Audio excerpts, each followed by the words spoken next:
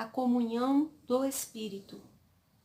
A união com Cristo, a qual o Espírito nos conduz, é o fundamento e o prelúdio para a comunhão com Cristo no Espírito. O crente que é batizado em Cristo é batizado tanto em sua ressurreição quanto em sua morte, tanto em novidade de vida quanto em sua morte para o pecado. Ao despir-se dos hábitos do velho homem, são assumidos os hábitos do novo homem, e a vida no Espírito tem o seu início. Toda a vida cristã, pois, com suas profundas raízes no amor do Pai e seu fundamento na graça de Cristo, é caracterizada pelo que Paulo chama koinonia do Espírito Santo, segundo Coríntios capítulo 13, versículo 13. O genitivo de Paulo aqui, tu ágio pneumatos, nos propõe o feliz problema de decidir se a comunhão é aquela que o Espírito cria ou aquela na qual o Espírito é participante. Fortes argumentos podem ser aduzidos para ambos os aspectos, e é possível que a expressão pretenda por si mesma cobrir os dois aspectos da questão. É em comunhão com o Espírito que experimentamos a comunhão que o Espírito cria nas bênçãos do Evangelho no contexto da Igreja de Cristo. Estas são ordinariamente inseparáveis. Esta comunhão do Espírito, ou com o Espírito, é, como já vimos paradigmaticamente, expressa na vida e ministério de Jesus, o homem do Espírito por excelência. Como tal, ele era cheio do Espírito e andava no Espírito. Os cristãos são exortados a tomar posse de tal comunhão. O Novo Testamento expõe este fato na estrutura em que ele põe o ministério do Espírito e nas descrições que ele atribui ao papel do Espírito. Estrutura escatológica. As diversas descrições do papel do Espírito como coparticipante do cristão possuem uma estrutura inerente e escatológica, por definição, sublinham a natureza já ainda não de toda a presente experiência em Cristo. No Antigo Pacto, Deus era imanente entre seu povo por intermédio do Espírito. A consumação dessa iminência se encontra em Cristo, aquele que é ungido com a presença e poder do Espírito. A consequência de sua obra é a dádiva do Espírito para habitar os crentes.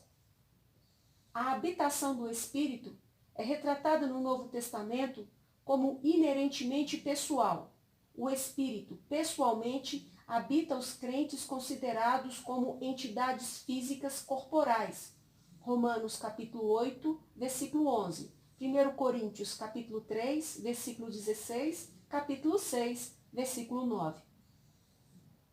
O relacionamento é mais íntimo do que o de uma mera influência, mas o caráter exato da habitação do Espírito, em parte alguma, é explicado ou explorado. Na natureza do caso, ele faz paralelo com os ministérios do engajamento divino humano na providência, inspiração e encarnação. A analogia que temos oferecido é que a mútua habitação de Cristo e do crente é formada segundo o padrão de relacionamentos intertrinitarianos, assim como a mútuo habitar do Pai e do Filho revelado pelo Espírito. Assim, mediante o habitar do mesmo Espírito, Cristo e o crente se acham unidos. João capítulo 14, versículo 20. O cristão é, em seu presente corpo mortal, habitado pelo Espírito.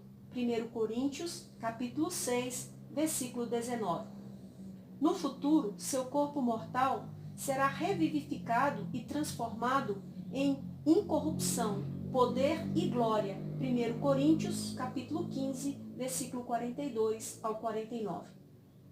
Alguém poderia até dizer que o corpo será espiritualizado, não no sentido de tornar-se espírito, mas em ser transformado num corpo adaptado à vida no novo mundo e habituado ao domínio do Espírito. Como vos expressa O Espírito não é apenas o autor do ato da ressurreição, mas igualmente o permanente substrato da vida provinda da ressurreição, ao qual ele supre o elemento interno e básico e a atmosfera externa. Uma ênfase apropriada sobre a natureza pessoal do Espírito pode levar-nos erroneamente a mudar essa perspectiva em pessoal, atmosfera externa, em pessoal. Proceder assim, porém, levaria ao risco de minimizar a natureza multifacetada da obra do Espírito sob o pretexto de maximizar seu ser pessoal. Essas diferentes perspectivas bíblicas devem ser visualizadas como complementares, não contraditórias. Uma diferença entre a presente e a futura experiência do Espírito é esta: ele agora habita pessoalmente naqueles que são seres frágeis, mortais e fisicamente atingidos pela ignomínia. Então, não só habitará neles, mas transformará toda a sua existência no que, pela falta de um termo mais adequado, devemos chamar existência física e espiritual. A natureza de sua vida cobrirá e transformará a natureza de nossas vidas. A natureza radical da transformação, conjecturada aqui, não deve ser minimizada, ainda que por um interesse sinceramente bíblico, a enfatizar a continuidade entre a presente existência e a vida futura. O princípio de continuidade, sublinhado na doutrina da ressurreição do corpo, deve ser salvaguardado a todo custo, segundo Paulo, 1 Coríntios capítulo 15, versículo 12 a 19. A continuidade, porém, não deve ser mantida em detrimento da descontinuidade, pois o estado de glória excede sobremaneira até mesmo o estado de graça. Romanos capítulo 8, versículo 18 a 23, 2 Coríntios capítulo 4, versículo 17 e 18, 1 João capítulo 3, versículo 1 ao versículo 3. Uma obra radical e final do Espírito está ainda por vir. Não obstante, a obra do Espírito escatológico não se limita ao futuro. Ele invade o presente na forma proléptica através de sua habitação. O caráter de sua habitação subescatológica é expressa por 3 metáforas que ligam sua obra presente e futura, o já e o ainda não, da experiência cristã. Penhor. O Espírito é um arrabon, segundo Coríntios, capítulo 1, versículo 22, capítulo 5, versículo 5, Efésios, capítulo 1, versículo 14. Palavra carregada de semitismo, equivalente à fiança ou pagamento antecipado, garantia de que a última prestação da salvação e glória é assegurada. Neste sentido, sua habitação é provisória, mas pertence à mesma ordem de realidade que a consumação. O movimento aqui é significativo. Para a Bíblia, a plenitude do Espírito pertence a uma época futura, não à presente. Não obstante, não se expressa plenamente o papel do Espírito dizer simplesmente que temos o Espírito agora e conheceremos mais de sua presença no futuro. Ao contrário, o que nos é dado agora é o Espírito que justamente pertence ao futuro, cuja presença residente nos crentes implica que a realidade futura já se tornou prolepticamente presente. Vos novamente expressa isto muito bem, embora em linguagem fortemente condensada. Diz assim, Gerhard Vos, abre aspas, a esfera própria do Espírito é o aiônio futuro, donde ele se projeta no presente e se torna uma profecia de si mesmo em suas operações escatológicas. Fecha aspas. Paulo torna isso claro em suas afirmações sobre o Espírito em Romanos, capítulo 8, versículo 9 ao 11, ao descrever sua atividade como doador de vida aos corpos mortais. Ele, por fim, faz isso através da ressurreição do corpo. Mas já, antes do tempo, ele dá vida aos corpos da morte. Então, ele trará livramento final, não da existência corporal, mas da existência do corpo da morte. Romanos capítulo 7, versículo 24. Nesta atribuição, o Espírito é o penhor da herança final. Sua presença como o Espírito doador da vida no corpo da morte intensifica em vez de diminuir a consciência cristã das tensões implícitas na vida do Espírito. Qualquer suposição de que a plenitude do Espírito arrefece os conflitos dessa vida deforma o ensinamento do Novo Testamento. De fato, a presença do Espírito tende a maximizar, em vez de minimizar, o senso de contraste entre o presente e o futuro, como realça a segunda metáfora. Primícias. O Espírito é também as primícias da consumação escatológica. E não somente ela, mas também nós que temos as primícias do Espírito, igualmente gememos em nosso íntimo, aguardando a adoção de filhos, a redenção de nosso corpo. Romanos, capítulo 8, versículo 23. A afirmação é ainda mais notável para sua visão cósmica do que é para sua eloquência excitante. O que é agora e o que ainda há de ser pertencem à mesma ordem de realidade. Os crentes já são filhos adotivos de Deus. Romanos capítulo 8, versículo 12 ao 17. A partir de outro prisma, porém, aguardam a adoção de filhos no sentido em que a ressurreição do corpo expressará e consumará esta realidade já experimentada. No papiro grego, o termo aparche é usado para o certificado de nascimento de um cidadão nascido do ventre livre. E à luz das afirmações de Paulo sobre filhos e heranças, pode parecer atraente imaginar a posse do Espírito como a garantia de nossa legitimidade como filhos de Deus. Mas o que é mais provável aqui é um universo agrário, em vez de um universo legal de discurso. No mundo judaico de Paulo, as primícias eram tanto o início da colheita quanto a garantia de sua plenitude por vir. É isso que a festa de Pentecostes celebrava. Como tal, a Parche serve bem como descrição da presença neotestamentária do Espírito. Ter o Espírito é ter não só a garantia da redenção final, mas também possuir já aquilo que, ou melhor, aquele que é definitivo dessa condição final, a saber, o Espírito de Cristo. Tampouco se deve concluir disto simplesmente nos termos objetivos de um novo status. No início de Romanos, Paulo falara do regozijo do cristão proveniente da esperança de participar da glória de Deus. Romanos capítulo 5, versículo 2.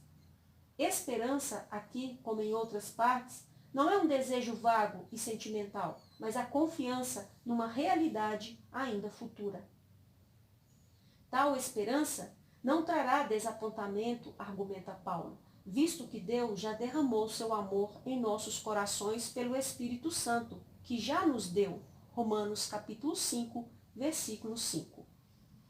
O céu é um mundo de amor, Jonathan Edwards. Desde já, o Espírito capacita os crentes a experimentarem, por assim dizer, uma inundação desse mundo.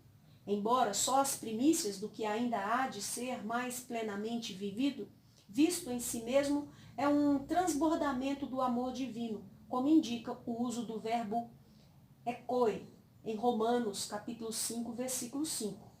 Conferir seu uso em conexão com o Espírito em Atos, capítulo 2, versículo 17, versículo 18 e 33. Experimentamos a abundância do amor de Deus no Espírito, tanto agora quanto depois. Este ser inundado com o sentimento do amor divino foi o selo da experiência cristã em muitas diferentes tradições ao longo dos séculos. Mas não se deve entender o amor divino como uma referência generalizada, misticamente interpretada. Pois Paulo especifica aqui e em outras partes seu caráter. Ele é historicamente manifestado na morte de Cristo e condicionado pela morte de Cristo e definido em termos dela. A prova e medida desse amor consiste em que Cristo morreu pelos pecadores, quando eram ainda ímpios e fracos. Romanos capítulo 5, versículos 5 ao 8. Conferir 1 João capítulo 4, versículo 9 e 10. O amor de Cristo exerce uma força constrangedora no crente como resultado da interpretação da cruz como vicária, segundo Coríntios capítulo 5, versículo 14. Este é também um aspecto do ministério geral do Espírito em dar glória a Cristo. Nesta estrutura redentivo-histórica, o senso do amor de Deus permeia a consciência do cristão e o leva a dizer: o Filho de Deus me amou e se entregou por mim. Gálatas capítulo 2, versículo 20. À luz desse fato, os cristãos são cheios de uma inexprimível e gloriosa alegria, a qual é o fruto do Espírito. 1 Pedro, capítulo 1, versículo 8, Gálatas, capítulo 5, versículo 22. A presente experiência de Cristo por intermédio do Espírito é uma pré-libação da plenitude futura. Mesmo no sofrimento e perseguição, os cristãos podem desfrutar dessa pré-libação, já que o Espírito repousa sobre eles, em sua dual atribuição como o Espírito de graça e glória. Conferir 1 Pedro, capítulo 1, versículo 8. Capítulo 4, versículo 13 e 14. A verdade é que os homens da graça acharam a glória começando de baixo. Isaac Watts. Selo. Os cristãos não devem entristecer o Espírito por quem foram selados para o dia da redenção. Efésios capítulo 4, versículo 30. Paulo inclui: fostes selados com o Santo Espírito da promessa, entre as muitas bênçãos espirituais que são nossas em Cristo. Efésios capítulo 1, versículo 13. Conferir 2 Coríntios capítulo 1, versículo 22. Selar pode indicar uma variedade de coisas. Ele assegura bem como pode também autenticar um objeto com vistas a alguma ocasião futura, segundo Paulo, para o dia da redenção. Na história da teologia, considerável discussão se tem centrado na natureza e regulação desta selagem. Já no período pós-apostólico, a ideia da selagem do Espírito era assimilada com o batismo, e sempre existiram advogados do ponto de vista de que o batismo propriamente dito está em pauta. O procedimento do Novo Testamento, contudo, implica que o próprio Espírito é o selo do crente, assim como a selagem de Cristo. João, capítulo 6, versículo 27. É melhor entendida não como a água de seu batismo como tal, mas como a vinda do Espírito sobre ele em seu batismo. No Novo Testamento, conversão e batismo eram ordinariamente dois aspectos do mesmo evento, tanto cronológica quanto teologicamente.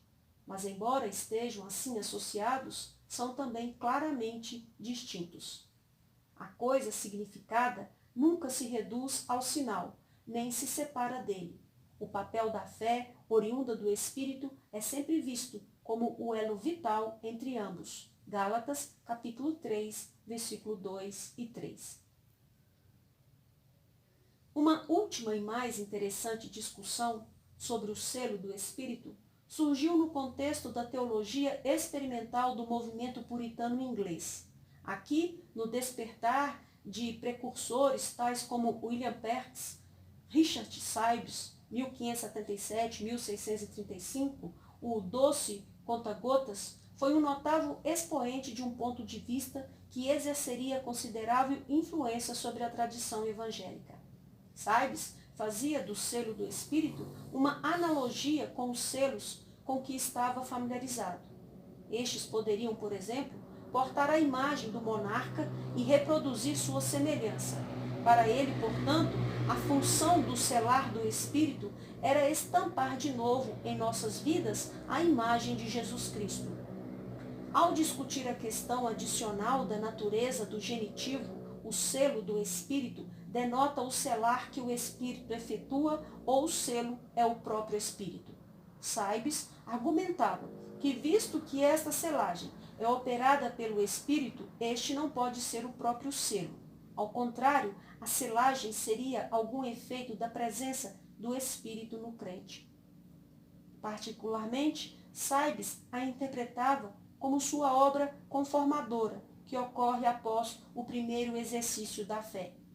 Como a fé honra a Deus, assim Deus honra a fé, com um selo e conformação superadicionados e conformação superadicionados. Saibes reconhecia que isso é de uma natureza escatológica, produzindo arrebatamento espiritual, que são o próprio início do céu, de modo que o cristão está no céu antes do tempo. Isso envolve uma certeza secreta de que o crente é de Cristo. É um doce ósculo dado na alma. Duas observações são muito apropriadas aqui. A primeira é que este tipo de descrição da experiência espiritual de forma alguma se limita aos puritanos distintivos. Tais experiências, embora descritas em diferentes nomenclaturas, são amplamente atestadas dentro da tradição cristã. Em segundo lugar, porém, tais experiências não são autointerpretativas, são geralmente interpretadas e colocadas num esquema maior de exegese bíblica. Havendo passado por tais experiências após a primeira vinda da fé viva, Saibes e outros, como Thomas Goldwyn, se as colocaram teologicamente à luz da tradição mais antiga de tradução de Efésios capítulo 1, versículo 13. Em quem, ou seja, Cristo também, depois que crestes, fostes selados com o Espírito Santo da promessa. Efésios capítulo 1, versículo 13. Atos capítulo 19, versículo 2. Os tradutores dos dias de Tiago, Tiago I, Tiago IV da Escócia, limitaram a significação do particípio aoristo aqui pisteusantes ao pretérito, mas a ação denotada pelo particípio aoristo pode preceder, coincidir com ou seguir a ação do verbo principal. Aqui, em Efésios capítulo 1, o selo do Espírito funciona como um depósito a garantir nossa herança. Ambos os fatos, a presença do Espírito no próprio crente e a ideia de que as bênçãos delineadas em Efésios capítulo 1 pertencem a todos os que estão em Cristo, apoiam o ponto de vista de que o selar e o crer são dois aspectos de um e o mesmo evento de iniciação.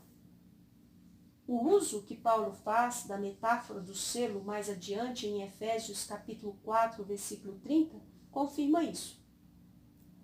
Ele aconselha os cristãos em geral a não entristecerem o Santo Espírito com quem foram selados para o dia da redenção. A selagem do Espírito dificilmente poderá ser uma experiência ou evento subsequente à conversão, quando se pretende que o mesmo pertence a todos os cristãos. Ponto de vista ainda mais seriamente sublinhado caso Efésios seja considerada como uma carta circular. Seria igualmente errôneo, contudo, imaginar o selo do Espírito como uma presença permanente que não tinha correlativo na consciência subjetiva do crente. Como já vimos em conexão com a presença do Espírito, como Arrabon e Arpache, se o Espírito é dado como Sararges, anteciparíamos um efeito correspondente à consciência daquele que recebe o selo. Saibes e outros estavam certos, pois, em observar que o Espírito assegura a herança que está sendo guardada para os cristãos e para a qual estão sendo guardados por Deus mediante a fé. 1 Pedro, capítulo 1, versículo 4 ao versículo 9. Ainda assim, os contemporâneos de Saibes, que hesitaram em seguir sua exegese de Efésios, capítulo 1, versículo 13, reconheceram a validade das experiências que ele descreveu, mas se dispunham a considerá-las como sendo fruto da habitação do Espírito em vez de uma obra adicional do Espírito.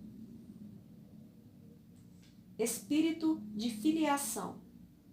De todas as descrições dadas do Espírito no Novo Testamento, a mais rica provavelmente seja espírito de filiação. Embora seja usada somente uma vez, é com alguma percepção que João Calvino alista isso como sendo o primeiro título do Espírito, correspondendo ao que seria visto como o mais elevado dos privilégios da redenção, a saber, a filiação. O tema é eloquentemente explorado por Paulo em Romanos, capítulo 8, versículo 12 ao versículo 21. Assim, pois, irmãos, somos devedores, não à carne como se constrangidos a viver segundo carne, porque se viverdes segundo a carne, caminhais para a morte, mas se pelo Espírito mortificardes os efeitos do corpo, certamente vivereis. Pois todos os que são guiados pelo Espírito de Deus são filhos de Deus. Porque não recebestes o espírito de escravidão para viverdes outra vez atemorizados, mas recebestes o espírito de adoção, baseados no qual clamamos Abba, Pai. O próprio Espírito testifica com o nosso espírito que somos filhos de Deus. Ora, se somos filhos, somos também herdeiros, herdeiros de Deus e co-herdeiros com Cristo. Se com ele sofremos, para que também com ele sejamos glorificados.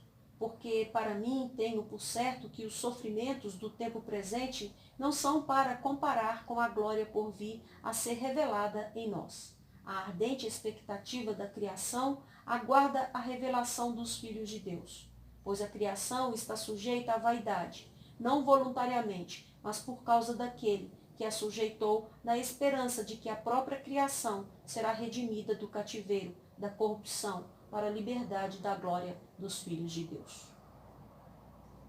A eloquente exposição de Paulo labora através das multifacetadas implicações da filiação adotiva. Primeiro, em termos das obrigações que ela impõe sobre aqueles que são guiados pelo Espírito como filhos de Deus. A diretriz do Espírito, em pauta aqui, não indica elementos místicos na orientação divina, mas o caráter moral da conduta cristã. Os filhos de Deus devem exibir a familiar peculiaridade da santidade, e isso implica fazer morrer o pecado através do poder do Espírito que neles habita. Romanos capítulo 8, versículo 13. O Espírito a quem os crentes têm recebido não é um espírito de escravidão, mas o espírito de filiação. A evidência desse fato é que no Espírito clamamos Abba, Pai, sendo que a implicação disto é que o cristão participa de uma comunhão com Deus vivida inicialmente pelo próprio Jesus. Daí o eco da própria linguagem de oração de Jesus na vida de oração da igreja. Gálatas capítulo 4, versículo 6. Marcos capítulo 4, versículo 36. Esse extraordinário uso da linguagem infantil, pai, é tão notável que tem às vezes obscurecidos a força do ensino de Paulo, pois o verbo que ele usou, clamar, krasein, é vigorosamente onomatopeico e indica a presença de intensa emoção. É usado na Septuaginta como um alto brado e intensa emoção. Jó, capítulo 35, versículo 12, Salmo, capítulo 3, versículo 5, da Septuaginta. E, similarmente, no Novo Testamento, é usado para descrever o agudo brado do endemoniado Gerazeno, em Marcos, capítulo 5, versículo 5. Os gritos estrepitosos do espírito que possuía o menino epilético, Marcos capítulo 9, versículo 26. Os gritos do cego Bartimeu, Marcos capítulo 10, versículo 47 e 48. E o clamor de Jesus na cruz, Mateus capítulo 27, versículo 50. A atmosfera aqui não é de tranquilidade, mas de crise. A conexão entre isso e o que se segue, o próprio Espírito testifica com o nosso espírito que somos filhos de Deus, carece de fundamento e é discutível. É preferível tomar essas palavras como epesegético da afirmação antecedente. No mínimo, este clamor Abba Pai é ilustrativo, talvez mesmo definitivo, do Espírito dando testemunho com o nosso Espírito de que somos filhos de Deus e, portanto, herdeiros juntamente com Cristo. A lógica é clara. Através do Espírito, vivenciamos o sentido da filiação que Jesus experimentou no contexto de nossa humanidade. Portanto, temos evidência experimental de nossa adoção. Sabendo isso também, chegamos a compreender as implicações de nosso novo status. Somos filhos de Deus, irmãos de Cristo, Romanos capítulo 8, versículo 29, e, portanto, herdeiros juntamente com ele, capítulo 8, versículo 17. Tudo isso é posto no contexto quase legal do testemunho dual do Espírito dos crentes e do Santo Espírito, que, segundo a lei veterotestamentária, estabelece a verdade nos lábios de duas testemunhas. Deuteronômio, capítulo 19, versículo 15. Mas, ainda mais notável do que as implicações lógicas, é o fenômeno experimental. É no clamor que os filhos de Deus emitem que o Espírito dá testemunho. O verbo simartírio que Paulo usa pode significar ou dar testemunho com ou dar testemunho a. Cranfield rejeita qualquer ideia de associar o testemunho do Espírito, testemunho com base no fato de que qualquer testemunho de nossos próprios espíritos à nossa filiação a Deus é totalmente irrelevante. Mas que posição nosso espírito mantém nessa questão, ou seja, de confirmar nossa filiação a Deus? Pergunta ele. A questão é bem apropriada, mas a resposta de Cranfield de si mesmo certamente não tem qualquer direito de testificar de sermos filhos de Deus. Revela a hipersensibilidade de um caráter bartiano em seu receio de atribuir algo ao método da capacidade de testemunhar ao espírito humano. O fato é que o próprio espírito do cristão revela uma consciência de filiação, como deixa evidente o restante do Novo Testamento. Por exemplo, 1 João, capítulo 3, versículo 1 ao versículo 10.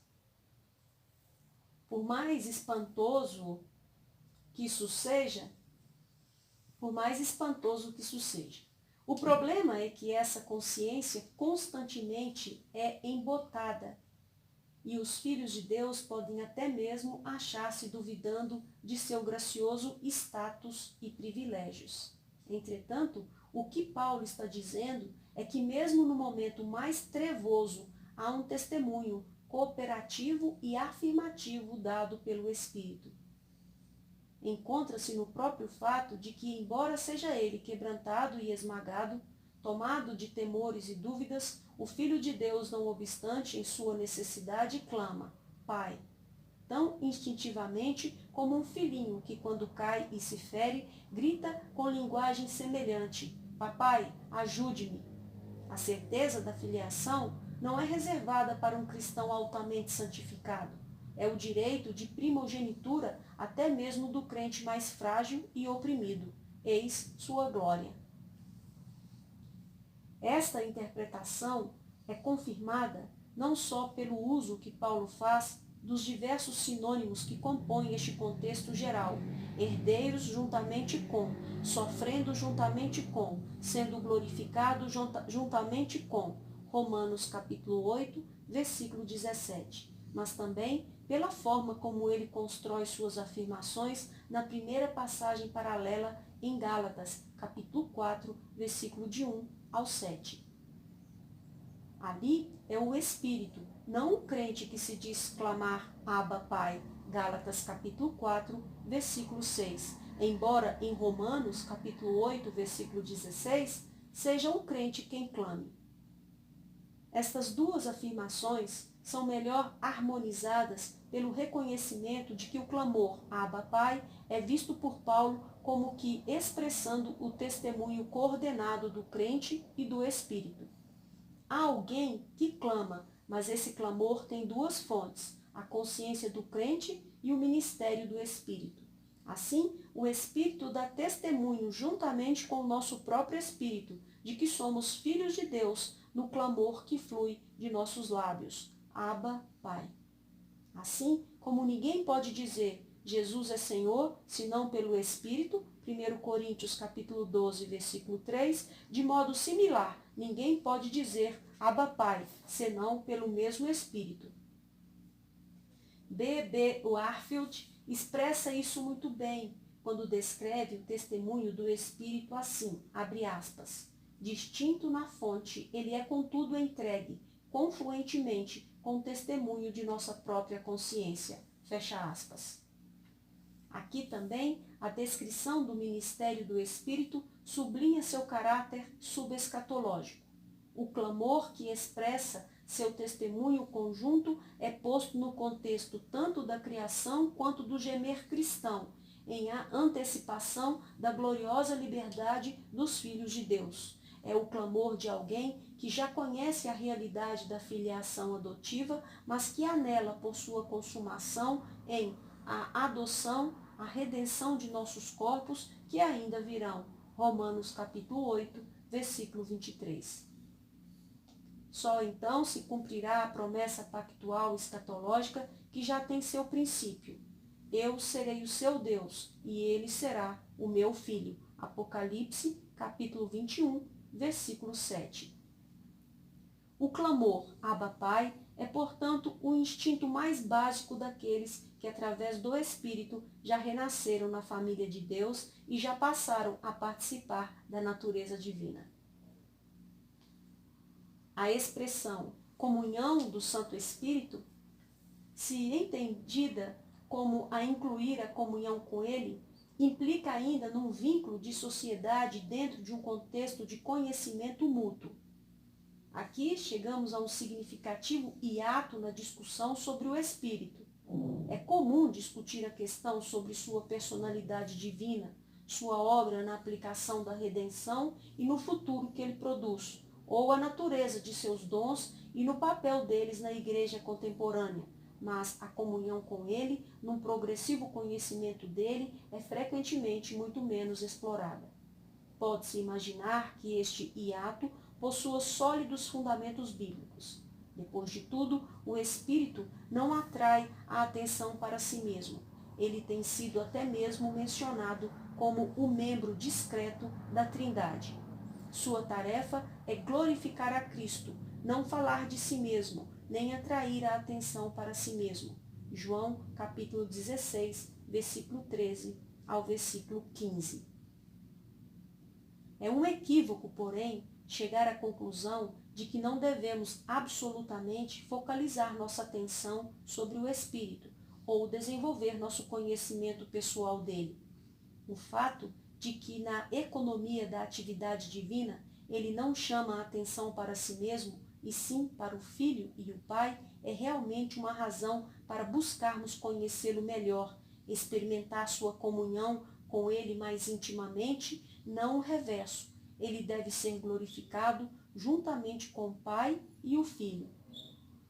A revelação da identidade do Espírito e a intensificação da comunhão com ele são temas-chave no discurso em João 13 a 16. Capítulo 13 a 16. Uma vez que o objetivo primordial da morte de Cristo foi a comunicação do Santo Espírito.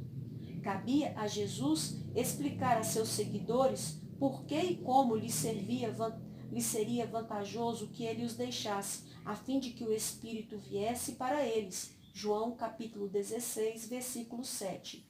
Ele faz isso ensinando-lhes a pensar no Espírito como o Paráclito. O Paráclito. Jesus prometeu enviar a seus discípulos outro Paráclito. João capítulo 14, versículo 16. Neste contexto, como temos visto, isso indica que o Espírito é um paráclito da mesma espécie que o próprio Jesus. Ele é outro semelhante a Cristo. Como aquele que acompanhou Jesus ao longo de seu ministério, o Espírito virá para os discípulos nessa prerrogativa específica. Ele tem estado com eles em Cristo, agora estará neles, como o Espírito de Cristo. João capítulo 14, versículo 17. A distinção em pauta aqui não é entre sua presença com os discípulos e sua habitação neles, como tais, mas entre o ministério do Espírito em Cristo, ou seja, convosco neste sentido, e seu subsequente ministério como o Espírito de Cristo nos discípulos, em vós, por meio desse novo modo de habitação. O ministério de Cristo será contínuo e progressivo. Como observa Raymond Brown, abre aspas, virtualmente tudo o que foi dito sobre o Paráclito foi dito em outras partes do Evangelho sobre Jesus. Ambos entram no mundo. Ambos são enviados pelo Pai. Jesus é a verdade. O Paráclito é o Espírito da verdade. Jesus é o Santo de Deus. O Espírito é o Santo Espírito. Jesus é o Mestre, assim como o é o Paráclito. Jesus dá testemunho e o Paráclito é uma testemunha. O mundo não reconhece Jesus, assim como não reconhece o Paráclito. De tudo, o mais extraordinário é: Jesus vai para o Pai a fim de preparar uma morada. João capítulo 14, versículo 2, para os discípulos, enquanto que o Paráclito vem do Pai a fim de preparar uma morada. João capítulo 14, versículo 23, para o Pai e o Filho. Que as únicas duas ocorrências de Mone no Novo Testamento seriam de uma justaposição tão estreita é um forte indicador do paralelo que está sendo sublinhado aqui. Como Paráclito, 1 João capítulo 2, versículo 1, Cristo cria um lar para seu povo na presença do Pai. Como Paráclito, o Espírito cria um lar para o Pai e o Filho no crente, que se torna individual e eclesiasticamente uma habitação na qual Deus vive por meio do seu Espírito. Efésios capítulo 2, versículo 22. O Espírito é o divino construtor de lares, desconhecido e não reconhecido pelo mundo. João capítulo 14, versículo 17, parte B. Efetuando, porém, nova vida, desenvolvimento, nutrição e mudança dentro do círculo doméstico. O Mestre. Como o Paráclito, que é semelhante a Cristo, o Espírito cumpre a função de mestre. Sem dúvida, isso tem uma especial significação redentivo-histórica para os discípulos, visto que o ministério docente do Espírito para eles se relaciona com a doação da Escritura. João capítulo 14, versículo 26, capítulo 16, versículo 13. Mas há também uma dimensão mais ampla, pois quando o Espírito vem, também traz iluminação aos discípulos de Cristo. Por meio do Espírito, lhes será ensinado interiormente sobre a natureza de seu relacionamento com Cristo, bem como o relacionamento de Cristo com o Pai. Naquele dia, vós compreendereis que eu estou em meu Pai, e vós em mim, e eu em vós. João, capítulo 14, versículo 20. Aquele dia, neste contexto, visa não só a ressurreição de Cristo, mas também ao dom do Espírito no Pentecostes. Nisto repousa forte encorajamento para os primeiros discípulos. Temiam que conhecessem menos de Cristo e que a costumeira intimidade chegasse ao fim quando ele se apartasse deles. Agora os ensinava que de fato o conheceriam melhor e discerniriam mais sobre ele e seu relacionamento com ele. Naquele dia reconheceriam: estou em meu Pai, e vós em mim, e eu em vós. Nenhuma linguagem pode definir, muito menos exaurir, o significado desses relacionamentos. O Espírito ajudaria os discípulos a reter a intimidade da habitação do Filho pelo Pai e do Pai, o que os teólogos antigos chamavam circumicécio ou pericoresis, a mútua habitação em alguém pelas pessoas da Trindade, o dançar em volta de alguém em que a mútua harmonia e amor entre as pessoas da Trindade encontra expressão. O Espírito, assim, cria a imaginação de que o Filho habita no seio do Pai e face a face com o Pai. João capítulo 1, versículo 1 e 18. E, igualmente, ele manifesta a glória do Filho. Ainda mais do que isso, é ensinado pelo Espírito. Dele, os discípulos aprenderam que estão em Cristo e que Cristo também habita neles. Em vez de perdê-lo, eles o ganharão de uma forma muito mais íntima. É preciso conservar isso. A união com Cristo se torna virtualmente o tema central do restante do Novo Testamento. Espírito de intercessão. Como Paráclito, o Espírito é também o Espírito de intercessão. Ainda que o Espírito seja dado em resposta à oração, especialmente na teologia de Lucas, por exemplo, Lucas capítulo 11, versículo 13, seu ministério na oração é mencionado sem muita frequência. Não obstante, é possível reunir um breve quadro composto de sua obra em termos da teologia mais ampla do Novo Testamento. Oração é uma expressão de culto e adoração, bem como de necessidade pessoal. Ninguém pode chamar a Jesus Senhor ou a Deus Pai senão pelo Espírito. 1 Coríntios capítulo 12, versículo 3.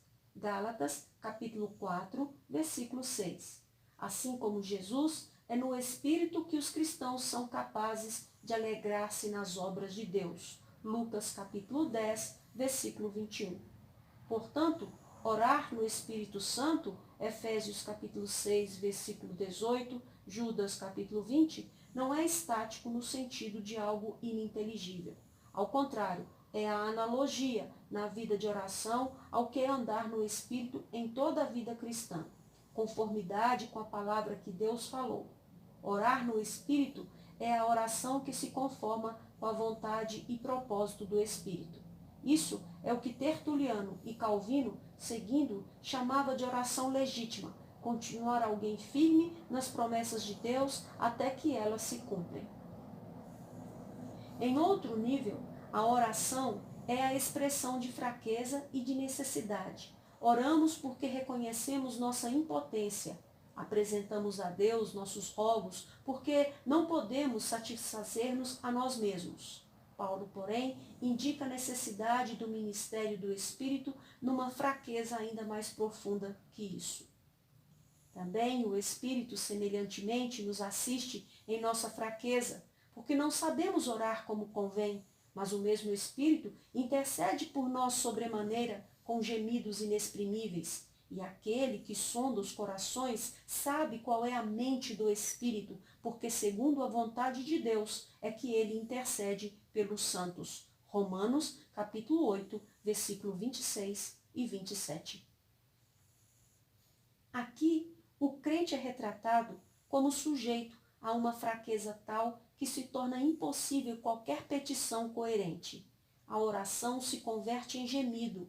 Esse gemido, porém, é uma indicação da presença e ministério do Espírito. Embora tomado por Crisóstomo como uma referência ao falar em línguas e mais recentemente por Ennert Käsemann como uma referência a algum tipo de linguagem estática na congregação, o elemento de profunda frustração e inexpressível emoção, segundo o que Paulo diz, nos aponta outra direção: incoerência. Eis um perfil da absoluta e total fraqueza do crente, uma fraqueza por demais frágil para expressar coerentemente sua necessidade. A graça do ministério do Espírito consiste em que, mesmo quando os cristãos se sentem por demais fracos para formular uma oração, ele efetua a determinação do Pai de reunir seus filhos em seus braços e engajá-los em seus propósitos. Em tais ocasiões, os inexpressíveis gemidos de intercessão se assemelham a grunhidos ou gemidos daqueles cujas capacidades cerebrais foram prejudicadas ainda que sejam maravilhosamente interpretados por seus amados. Um tema simples emerge quando recapitulamos o que a comunhão com o Espírito significa.